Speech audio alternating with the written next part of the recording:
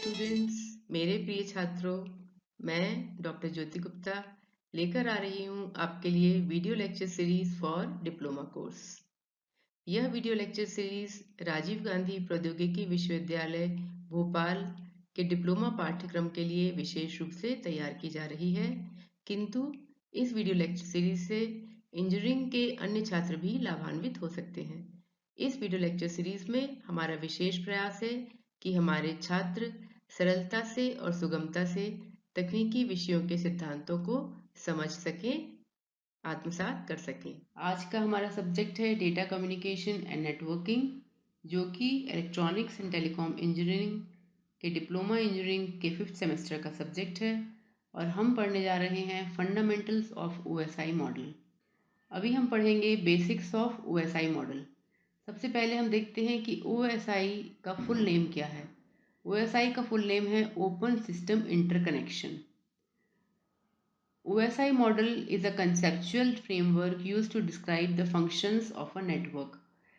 जो computer network जो कि आज हम बहुत ज़्यादा यूज़ करते हैं, और ऐसा कंप्यूटर नेटवर्क जिससे कि पूरी दुनिया भर के लोग और होस्ट और नेटवर्क डिवाइसेस जुड़े हुए हैं, तो ऐसे नेटवर्क को डिज़ाइन करने के लिए, ऐसे नेटवर्क के फंक्शंस को डिफ़ाइन करने के लिए एक फ्रेमवर्क बनाया गया जिसको कि OSI मॉडल कहते हैं। यह OSI मॉडल एक कंसेप्चुअल फ्रेमवर्क है, अर्थात ये कॉन्सेप्ट में है, ये एक मॉडल है। इसको रियल वर्ल्ड में इम्प्लीमेंट नहीं किया जा सका क्योंकि ऑलरेडी TCP/IP नेटवर्क जो है वो बहुत ज़्यादा प्रचलित हो गया था, इसलिए OSI मॉडल सिर्फ एक कॉन्सेप्ट बन के रह गया। लेकिन वो नेटवर्क को समझने के लिए एक बेसिक मॉडल है और इसको पढ़ने के बाद हम आगे किसी भी नेटवर्क को समझ सकते हैं, इसलिए हम OSI मॉडल को आज भी पढ़ते हैं। अब हम देखते हैं OSI मॉडल का अगला point. OSI model defines universal set of rules and requirements in order to support interoperability between different network products and softwares। जो कंप्यूटर का नेटवर्क होता है उसमें बहुत सारे विभिन्न प्रकार के नेटवर्क प्रोडक्ट्स लगे रहते हैं, जो कि अलग अलग मैन्युफैक्चरर्स जो हैं बहुत सारे वो उस प्रोडक्ट को डिज़ाइन करते हैं। बहुत सारे सॉफ्टवेयर्स होते हैं जो कि अलग अलग प्रकार के स्टैंडर्ड्स को यूज़ करते हैं, लेकिन इन सबके बीच में कम्युनिकेशन अच्छे से हो सके, इसके लिए OSI मॉडल ने एक सेट ऑफ रूल्स बनाया और उस सेट ऑफ रूल्स को सभी प्रोडक्ट्स, सभी हार्डवेयर और सभी सॉफ्टवेयर्स जो हैं वो उस रूल्स को फॉलो करते हैं, और इस तभी जो है नेटवर्क के बीच में कम्युनिकेशन पॉसिबल हो पाता है। OSI model was developed by ISO का फुल नेम है इंटरनेशनल स्टैंडर्ड ऑर्गेनाइजेशन। इस ऑर्गेनाइजेशन ने 1970s में, जबकि कंप्यूटर नेटवर्क जो है वो धीरे धीरे प्रचलन में आ रहा था, उसी समय ISO ऑर्गेनाइजेशन ने OSI मॉडल को डिज़ाइन किया। OSI model represents the network in 7 hierarchical layers। OSI model जो है वो पूरे नेटवर्क को 7 लेयर्स में डिफाइन करता है, अर्थात कंप्यूटर नेटवर्क से जुड़े हुए किसी भी नेटवर्क डिवाइस में 7 लेयर्स होती हैं, 7 हिरार्किकल लेयर्स। हिरार्की का मतलब ये है कि उसमें जो डेटा फ्लो होता है वो एक स्टैंडर्ड ऊपर से नीचे की तरफ या नीचे से ऊपर की तरफ होता है, मतलब कि सिक्वेंशली ऊपर से नीचे या नीचे से ऊपर होता है। ऐसा नहीं होता कि कोई भी लेयर का जो डेटा है वो एक लेयर को जंप करके दूसरी लेयर में पहुंच जाए, ऐसा नहीं होता, बल्कि सीक्वेंशली चलता है, इसीलिए इसको हिरार्किकल मॉडल कहा जाता है। ईच लेयर है specific and pre defined function. OSI model की जो प्रत्येक 7 लेयर हैं उनके स्पेसिफिक और प्री डिफाइंड पहले से निर्धारित फंक्शंस हैं, और ये लेयर्स अपना अपना फंक्शंस को संपन्न करती हैं। Each layer communicates only with the 2 neighbouring layers, one upper layer and one lower layer. किसी भी होस्ट डिवाइस में, किसी भी नेटवर्किंग डिवाइस में जो 7 लेयर्स होती हैं, लेकिन प्रत्येक लेयर जो है वो अपनी नेबरिंग लेयर्स, अर्थात एक ऊपर की लेयर और एक नीचे की लेयर के साथ ही कम्युनिकेट करती हैं, दूसरी किसी अन्य लेयर से कम्युनिकेट नहीं करती। यहाँ हमको OSI मॉडल की 7 लेयर्स के नाम दिखाए गए हैं। पहली लेयर जो है that is the application layer, then presentation layer, session layer, transport layer, network layer, data link layer और फिजिकल लेयर। ये 7 लेयर्स का मॉडल जो है यहाँ पर OSI मॉडल यहाँ पर बनाया गया है। हम यहाँ देखते हैं कि इस OSI मॉडल में ये सारी लेयर्स दी हुई हैं। यहाँ पर जानने योग्य विशेष बात ये है कि ऊपर की जो 4 लेयर्स हैं अर्थात application layer, presentation layer, session layer और ट्रांसपोर्ट लेयर, ये 4 लेयर्स जो हैं ये सॉफ्टवेयर के फॉर्म में होती हैं। और नीचे की जो 3 लेयर्स हैं network layer, data link layer और फिजिकल लेयर, ये 3 लेयर्स जो हैं हार्डवेयर के फॉर्म में भी होती हैं और इनके ऊपर रन करने वाला सॉफ्टवेयर भी होता है। अर्थात नीचे की 3 लेयर्स जो हैं वो फिजिकल डिवाइसेस से या इलेक्ट्रॉनिक सर्किट से बनी होती हैं जिनको कि हम देख भी सकते हैं, है ना।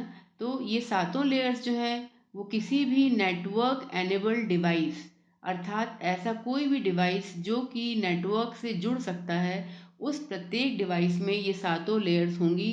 फॉर एग्जांपल हम अपना स्मार्टफोन ले सकते हैं, हम लैपटॉप या कंप्यूटर जिसमें कि नेटवर्क का पोर्ट होता है, ऐसी कोई भी डिवाइस, अगर हम कैमरा या प्रिंटर भी लें जिसमें कि नेटवर्क पोर्ट है तो वो एक नेटवर्किंग डिवाइस माना जाएगा और उसमें भी ये सभी लेयर्स होंगी, है ना। अभी भी हम कंटिन्यू कर रहे हैं अपना बेसिक्स ऑफ OSI मॉडल। अब हम समझेंगे कि एनकैप्सुलेशन क्या होता है। Encapsulation in a sender host the data is moving from upper layer to lower layer, upper layer to the lower layer according to a network model. Each layer includes a bundle of information called header along with the actual data. This packing of data in each layer is known as encapsulation. अर्थात encapsulation का मतलब होता है packaging, है ना। तो जब data जो है इसका हम एक एग्जांपल पहले लेते हैं कि पैकेजिंग क्या होती है। जैसे कि हमने अपने सपोज किसी फ्रेंड को ऑनलाइन गिफ्ट भेजना है तो हम उस गिफ्ट को पहले अपने घर में पैक करते हैं, उसके बाद हम उसके ऊपर एक डब्बे बॉक्स टाइप का पैक करते हैं। उस बॉक्स के ऊपर जो है जो भी हमारा सेंडर है जिसके माध्यम से हम भेज रहे हैं, कुरियर जो सर्विस है वो भी उसके ऊपर एक पैकिंग लगाता है और उसके ऊपर एड्रेस लिखता है और फिर ये जो है फिर से किसी बड़ी पैकिंग के अंदर ये बॉक्स रखकर दूसरे शहर में भेजा जाता है ना। तो एक छोटे से गिफ्ट के ऊपर हमने देखा कि 4 पैकेजिंग हो गई। इसके बाद जब वो रिसीवर के पास पहुंचेगा तो रिसीवर जो है वो उसकी एक एक पैकेजिंग खोलेगा, फिर दूसरी खोलेगा, फिर तीसरी खोलेगा और फिर बाद में अंदर उसको अपना गिफ्ट मिलेगा, है ना। तो मेरे प्रिय छात्रों, बिल्कुल ऐसा ही प्रोसेस होता है एनकैप्सुलेशन का। एनकैप्सुलेशन का मतलब होता है कि डेटा जब सेंडर कंप्यूटर में अर्थात सेंडर कोई होस्ट है, सेंडर डिवाइस है, उसमें डेटा जो है टॉप लेयर अर्थात एप्लीकेशन लेयर से मूव होकर नीचे फिजिकल लेयर तक आता है। जब ये डेटा ऊपर की लेयर से अपने नीचे की लेयर में मूव करता है तो प्रत्येक लेयर उसमें अपना एक हेडर फाइल जोड़ती है। यहाँ देखिए, हम देखेंगे कि ये एप्लीकेशन लेयर है। एप्लीकेशन लेयर ये L7 यानी कि 7th लेयर है जो कि एप्लीकेशन लेयर है और यहाँ H लिखा हुआ है, ये इसका हेडर है। तो एप्लीकेशन लेयर का हेडर जब यहाँ जुड़ गया डेटा के साथ में तो ये दोनों ही मिलके अब नीचे पहुँच जाएंगे डेटा बनकर इस लेयर में। ये वाली जो लेयर है ये अपना L6 हेडर यहाँ पर लगा रही है। L6 हेडर के साथ में डेटा मिलके जो है इसके नीचे की लेयर में पहुँच जाएगा। इस तरह से प्रत्येक लेयर जो है वो अपना हेडर डेटा के साथ अटैच करती है। यहाँ हम देखेंगे कि जो डेटा लेयर है जो आखिरी की है ना, नीचे की सबसे नीचे की जो लेयर है इसमें एक हेडर फाइल भी जुड़ती है यहाँ पर और एक यहाँ पर ट्रेलर फाइल भी जुड़ती है ना। तो यहाँ पर 2 हेडर और ट्रेलर यहाँ पर जुड़े हुए हैं। तो इस तरह से जब डेटा जो है पैकेजिंग हो के नीचे पहुँचता जाता है तो इस प्रक्रिया को हम एनकैप्सुलेशन कहते हैं। डीकैप्सुलेशन जो है वो एनकैप्सुलेशन की ठीक विपरीत प्रक्रिया है। डीकैप्सुलेशन जो है वो रिसीविंग होस्ट में होता है, यानी कि जो रिसीवर डिवाइस है उसमें डीकैप्सुलेशन होगा। डीकैप्सुलेशन जो है नीचे की लेयर से स्टार्ट होता है, फिजिकल लेयर से स्टार्ट होता है और धीरे धीरे जो है हर एक लेयर अपना अपना हेडर फाइल उसमें से अलग करते जाती है। प्रत्येक लेयर में हेडर फाइल अलग हो जाती है और अंत में जो इन्फॉर्मेशन है वो एप्लीकेशन लेयर तक पहुंच जाती है और जिसको कि डेटा यूज़र जो है वो यूज़ करता है। इस तरह से डीकैप्सुलेशन का प्रोसेस जो है वो एनकैप्सुलेशन से ठीक विपरीत प्रोसेस है। एनकैप्सुलेशन सेंडर डिवाइस में होता है और डीकैप्सुलेशन जो है वो रिसीवर डिवाइस में या रिसीवर कंप्यूटर में होता है। चलिए हम अगली स्लाइड पे चलते हैं। अभी भी हम पढ़ रहे हैं बेसिक्स ऑफ ओएसआई मॉडल। यहाँ हम देखेंगे पीयर टू पीयर कम्युनिकेशन क्या होता है। पीयर का मतलब होता है दोस्त, है ना। तो दोस्त जब आपस में कम्युनिकेट करते हैं तो वो पीयर टू पीयर कम्युनिकेशन कहलाता है। ये पीयर जो दोस्त आपस में क्यों कम्युनिकेट कर पाते हैं, क्योंकि ये सब दोस्त एक ही लेवल की इनकी सोच होती है, इनकी समझ होती है, एक ही क्लास में ये पढ़ते हैं, इसलिए ये पीयर्स कहलाते हैं, है ना। अब कंप्यूटर के यहाँ कंप्यूटर नेटवर्क के संबंध में जब हम देखेंगे तो यहाँ पर जो बहुत सारे होस्ट हैं, जैसे कि इस फिगर में दिखलाया गया है, यहाँ पर एक होस्ट ए है और यहाँ पर एक होस्ट बी है। ये दो कंप्यूटर हैं, इसमें से एक जो है वो डेटा भेजेगा और दूसरा उसको डेटा को रिसीव करेगा। लेकिन इस पूरी प्रक्रिया में जो लेयर्स कम्युनिकेट करेंगी वो प्रत्येक होस्ट का, जैसे होस्ट ए की फिजिकल लेयर जो है वो होस्ट बी के फिजिकल लेयर से ही कम्युनिकेट करेगी, उसका डेटा जो है उसको रिसीव करेगी और उस डेटा को रिजनरेट करेगी। अगर हम नेटवर्क लेयर की बात करें तो नेटवर्क लेयर होस्ट ए की जो है वो होस्ट बी की नेटवर्क लेयर से ही कम्युनिकेट करेगी। यहाँ पर application layer of host A जो है that will communicate with application layer of host B. इस तरह से जो पीयर्स हैं, जो लेयर्स हैं वो पीयर्स कहलाती हैं। तो ये पीयर्स जो हैं ये आपस में कम्युनिकेट करती हैं, है ना। तो इस तरह से जो ओएसआई मॉडल में जो है प्रत्येक लेयर अपना फंक्शन करती है और जितने भी होस्ट होते हैं नेटवर्क से जुड़े हुए, उन सभी होस्ट की प्रत्येक लेयर जो है वो अपने से संबंधित डेटा को ही प्रोसेस करती हैं। ठीक है, यहाँ पर इस फिगर में हम एक चीज़ और देख रहे हैं। इस फिगर में जो है पहली तीन लेयर्स अर्थात एप्लीकेशन, प्रेजेंटेशन और सेशन लेयर का जो डेटा है उसको डेटा कहा गया है। इसके बाद जो ट्रांसपोर्ट लेयर है उसका जो डेटा है उसको सेगमेंट्स कहा गया है। नेटवर्क लेयर के डेटा को पैकेट्स कहा गया है। डेटा लिंक से संबंधित डेटा को फ्रेम्स कहा गया है और फिजिकल लेयर से संबंधित डेटा को बिट्स कहा गया है ना। तो ये बात भी हम आगे समझेंगे। यहाँ पर अब हम पढ़ना शुरू करेंगे फंक्शंस ऑफ एप्लीकेशन लेयर। अभी तक हमने जो कुछ समझ लिया, हमने सारे ओएसआई मॉडल के जो इम्पॉर्टेंट फीचर्स हैं उन पे हमने अभी तक डिस्कशन किया।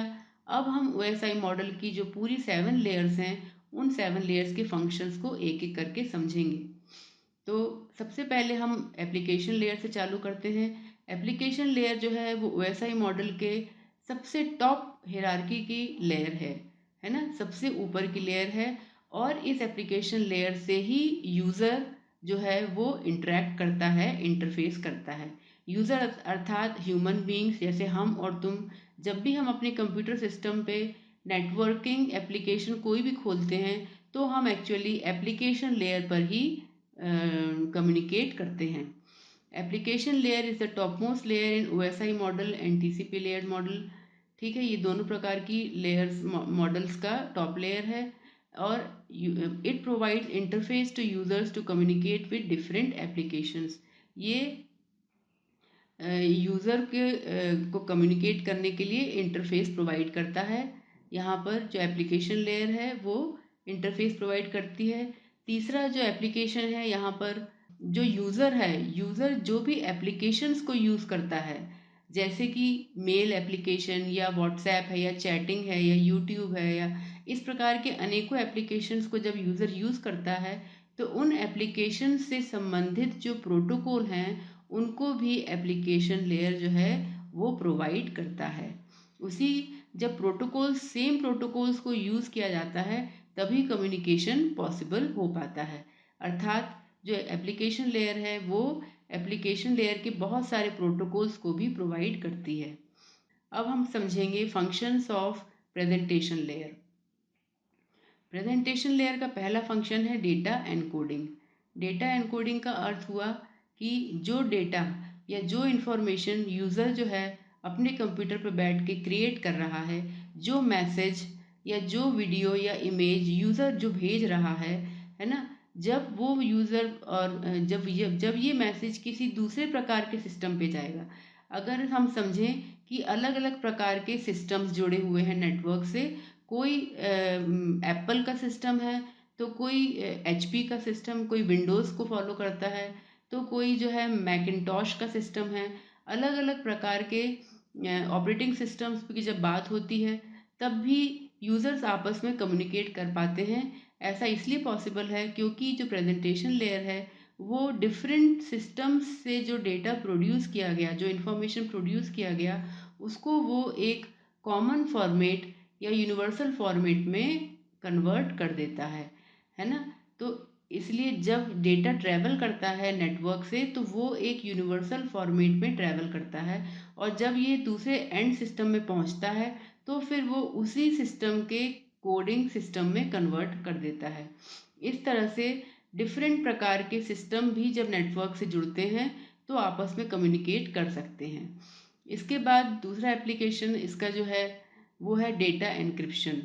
Data encryption, it is responsible for data encryption and decryption of sensitive data before they are transmitted over the common channel। यहाँ पर हम देखते हैं कि बहुत ही एक नई प्रोसेस है एन्क्रिप्शन और डिक्रिप्शन। ये अपने आप में ही एक कंप्लीट सब्जेक्ट है पढ़ने का। इंफॉर्मेशन सिक्योरिटी नाम से एक विषय है, जिसमें हम कई प्रकार के एन्क्रिप्शन और डिक्रिप्शन की एल्गोरिथम्स और मेथड्स पढ़ते हैं, जो कि आजकल यूज़ किए जाते हैं। जब भी कोई data, sensitive data common channels में भेजा जाए, है ना? कॉमन चैनल अर्थात जैसे वायर्ड चैनल, वायरलेस चैनल्स हैं, जिनमें से कोई डेटा हैक कर सकता है ना? तब सेंसिटिव डेटा को बचाने के लिए उस डेटा को एनक्रिप्ट कर दिया जाता है, और जब डेटा दूसरे एंड पे पहुंचता है, तो उसको एक की को यूज़ करके, है ना, एक पासवर्ड को यूज़ करके डिक्रिप्ट किया जाता है। तो इस तरह से जब एनक्रिप्टेड डेटा अगर बीच में से हैक भी होता है, अगर एनक्रिप्टेड डेटा अपने ट्रांसमिशन मीडियम से ट्रांसमिट होते समय किसी ने अगर इंटरसेप्ट कर लिया उसको और हैक कर लिया, तो भी वो उस डेटा को रिप्रोड्यूस नहीं कर पाता, क्योंकि वो एनक्रिप्टेड रहता है। तो ये एन्क्रिप्शन का जो कार्य है, बहुत ही इम्पोर्टेंट कार्य है ना, आज के समय में, जबकि सारा का सारा यूज़ बहुत सारे पर्सनल इंफॉर्मेशन या किसी कॉरपोरेट के पर्सनल के कॉरपोरेट कॉन्फिडेंशियल फाइल्स, इंफॉर्मेशन, ये सब का सब जब इंटरनेट पे मौजूद है, तो इस समय एन्क्रिप्शन और डिक्रिप्शन जो है बहुत ही इम्पोर्टेंट प्रोसेस हो जाती है, और प्रेजेंटेशन लेयर इस प्रोसेस को कंप्लीट करता है। फिर हम आते हैं डेटा कंप्रेशन पर। डेटा कंप्रेशन जो है, ये भी एक बहुत ही इम्पोर्टेंट प्रक्रिया है, क्योंकि इसके द्वारा जो बड़ा बड़े साइज़ की फाइल्स होती हैं, जैसे मल्टीमीडिया फाइल्स होती हैं, वीडियो फाइल्स हैं, इमेज फाइल्स हैं, जीआईएफ्स हैं, ये सब फाइल्स का जब साइज़ बहुत बड़ा हो जाता है, तो ऐसी फाइल्स को इंटरनेट से जब भेजते हैं, तो बहुत ज़्यादा टाइम भी लगता है उसको अपलोड या डाउनलोड करने में। इसके साथ साथ उसको स्टोर करने के लिए भी स्पेस ज़्यादा लगती है। ऐसे समय पे डेटा को कंप्रेस किया जाता है। डेटा कंप्रेशन के लिए बहुत सारी एल्गोरिथम्स और बहुत सारे सॉफ्टवेयर्स होते हैं, जो कि डेटा का अननेसेसरी पार्ट जो है, उसको, रिडंडेंट पार्ट जो है, उसको सप्रेस कर देते हैं, और जो इन्फॉर्मेशन है, एक्चुअल इन्फॉर्मेशन, उसको ही भेजते हैं। तो इस प्रकार डेटा को कंप्रेस करके जो है वो इंटरनेट से ट्रांसमिट किया जाता है, ताकि डेटा की स्पीड को बढ़ाया जा सके, और कम समय में जो डेटा है वो एक स्थान से दूसरे स्थान पर ट्रांसमिट हो जाए। तो ये हमने देखे कि प्रेजेंटेशन लेयर के 3 इम्पॉर्टेंट फंक्शंस क्या हैं। यहाँ पर हम पढ़ेंगे फंक्शंस ऑफ सेशन लेयर। अब हमको पहले समझना होगा कि सेशन क्या है। सेशन अर्थात डायलॉग, ठीक है ना? डायलॉग का मतलब कि जब दो एंड यूजर्स जो हैं आपस में कम्युनिकेट करें, तो उसको डायलॉग कहते हैं। डायलॉग या सेशन जो है, हमेशा इनिशिएट होता है, और उसके बाद वो प्रोसेस होता है, और फिर क्लोज होता है। ये डायलॉग का एक फीचर है। मतलब डायलॉग उसी को कहते हैं जो कि स्टार्ट होता है, कंटिन्यू होता है, और फिर एंड होता है ना? इसके एग्जाम्पल हम जैसे देखना चाहेंगे कि अगर हमने अपना ईमेल अकाउंट खोला, है ना, तो हम सबसे पहले उसमें लॉगिन करते हैं, फिर हम उसकी मेल्स को पढ़ते हैं या मेल्स को कंपोज करके भेजते हैं, उसके बाद हम लॉग आउट कर जाते हैं। तो ये एक सेशन कहलाएगा या डायलॉग कहलाएगा। इस डायलॉग को संपन्न करने के लिए, को मैनेज करने के लिए सेशन लेयर की जिम्मेदारी होती है। तो सेशन लेयर जो है वो डायलॉग इनिशिएट करती है, ओपन करती है, डायलॉग को प्रोसेस करती है और डायलॉग को क्लोज भी करती है ना। अब इसके बाद हम देखते हैं सिंक्रोनाइजेशन। तो सिंक्रोनाइजेशन जो है एक बहुत ही इम्पॉर्टेंट प्रक्रिया है पूरे नेटवर्क कम्युनिकेशन में। सिंक्रोनाइजेशन के द्वारा जो सेंडर है और रिसीवर है वो आपस में सामंजस्य स्थापित करते हैं। जो भी इंफॉर्मेशन सेंडर भेज रहा है वो जब जब रिसीवर तक पहुंचता है, तब रिसीवर उसको जब उस अच्छे से रिप्रोड्यूस कर सके, अच्छे से रीजनरेट कर सके, तभी वो डेटा काम का होगा। अगर वो डेटा अच्छे से रीजनरेट नहीं कर पाए किसी कारण से, तो वो डेटा यूजलेस हो जाता है। तो इसलिए रिसीवर और सेंडर के बीच में सामंजस्य होना बहुत ज़रूरी है। और ये सिंक्रोनाइजेशन जो है वो विभिन्न लेवल्स पे कई बार किया जाता है।